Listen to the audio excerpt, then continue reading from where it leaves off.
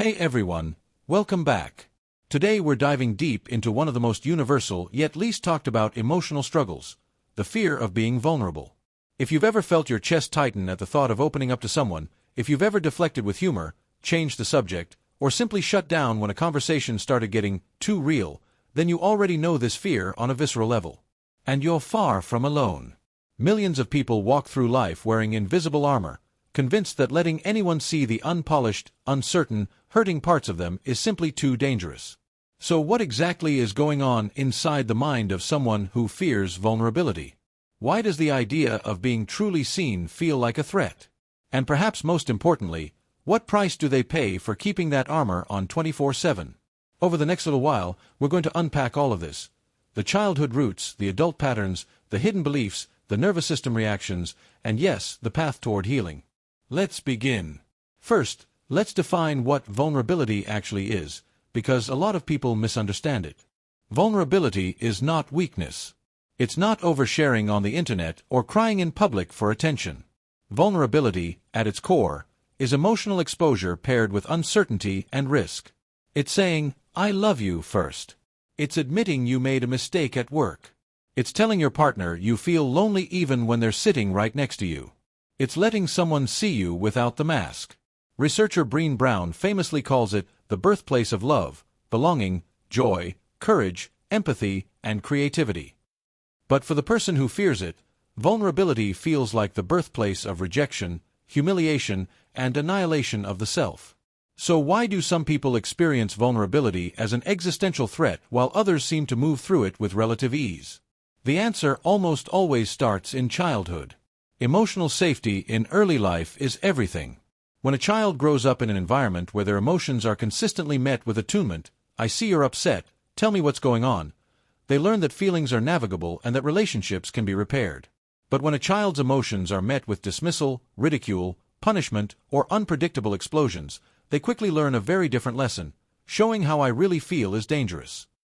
Imagine little 6-year-old Maya coming home crying because the kids at school laughed at her drawing. If her caregiver says, "Stop being so sensitive, it's just a drawing," Maya doesn't just feel sad about the drawing anymore, she feels ashamed for having feelings in the first place.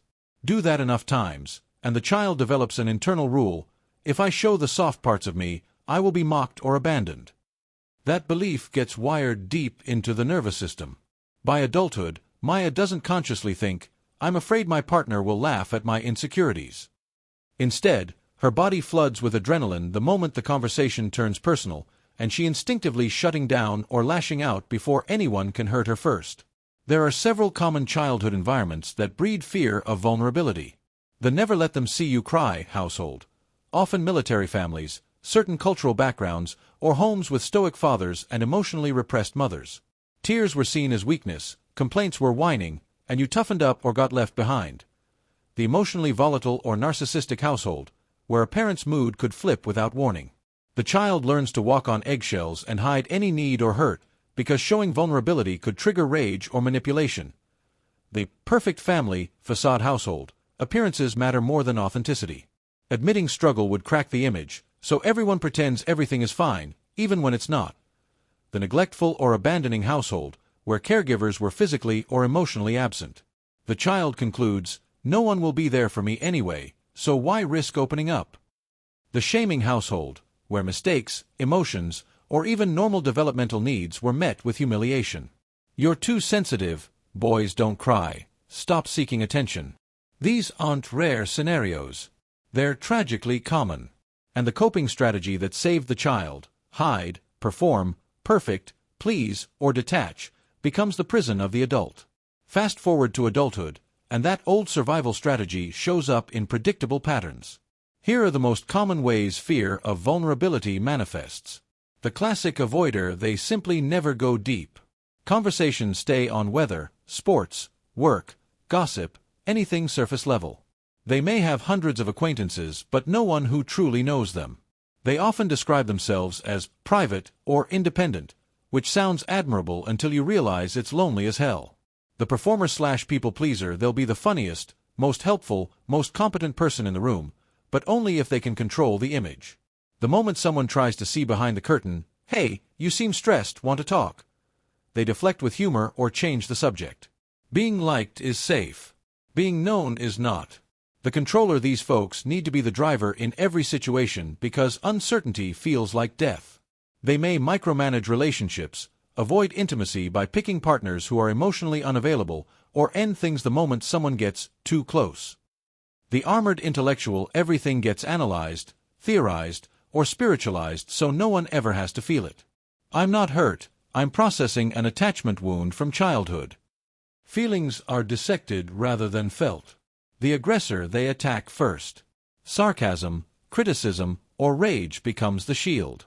If they can keep you at arm's length by making you the problem, they never have to risk rejection.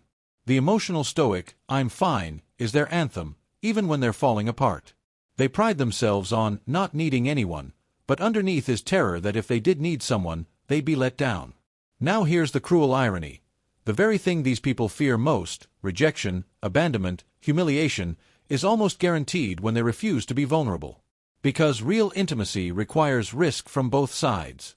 When one person stays armored, the other person eventually gets tired of knocking on a locked door.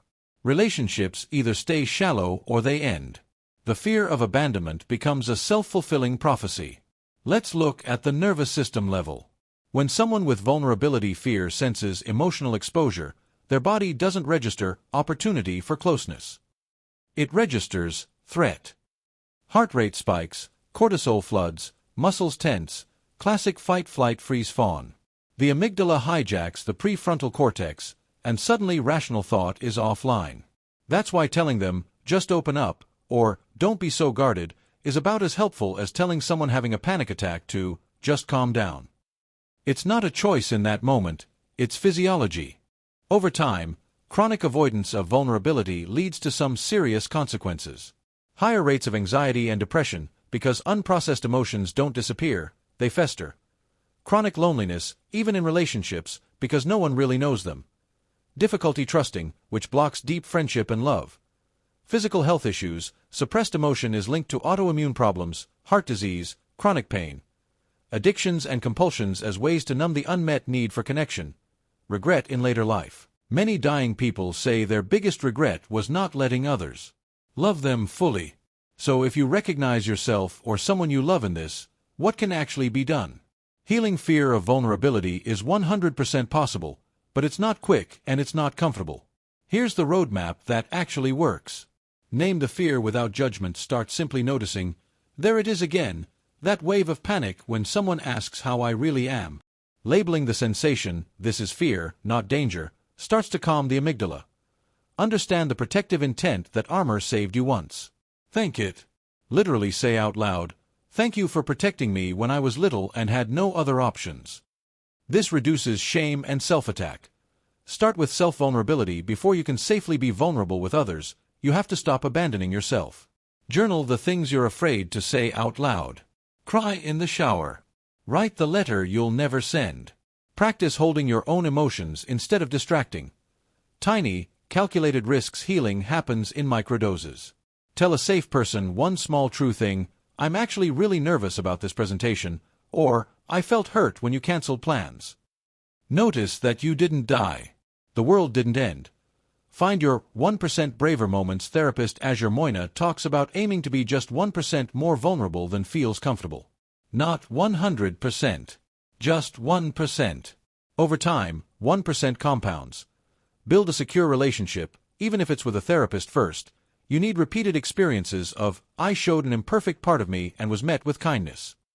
Therapy is often the safest place to start because the relationship has clear boundaries and the therapist literally trained for this. Learn to soothe your own nervous system. Practices like breathwork, EFT tapping, somatic experiencing, or even gentle yoga help you stay embodied when emotions arise instead of dissociating or lashing out. Reframe rejection. Rejection sensitivity is sky high for people with vulnerability wounds. Start collecting evidence that rejection is not annihilation. Most people are too wrapped up in their own stuff to obsess over your flaws the way you do. Grieve what you didn't get. There's profound healing in allowing yourself to feel the sadness, rage, or longing for the unconditional acceptance you deserved as a child but didn't receive. Tears are not weakness, they're the pressure valve for a lifetime of held emotion. Celebrate small wins ruthlessly. Every time you speak a truth, ask for a need, or let someone comfort you, you are literally rewiring your brain. Dopamine, that victory. I want to end with something that might feel radical. The people who fear vulnerability the most are often the ones who have the deepest capacity to love. That armor didn't form because you're cold or broken. It formed because you felt everything so intensely that you had to find a way to survive. The sensitivity that made childhood painful is the exact same sensitivity that will make your relationships rich, your creativity alive, and your life meaningful once you learn to let it breathe. Being vulnerable doesn't mean you have to tell everyone everything. It means you stop telling yourself you have to hide. It means you let the right people in, slowly, imperfectly, but genuinely. And on the other side of that fear is the belonging you've been starving for your whole life. If this video resonated, know that you're not defective. You're not too much or not enough. You're a human who learned very smart, very painful lessons about safety, and now you get to learn new ones about love. You don't have to rip the armor off all at once. Just find one tiny gap where a little light can get in. And then another. Over time, what felt like a death sentence starts to feel like the only way to truly live. Thank you for spending this time with me. If you're on this journey, I see you. I'm proud of you for every millimeter you've already moved. Keep going. The world needs your realness more than it needs your perfection. I'll see you in the next one.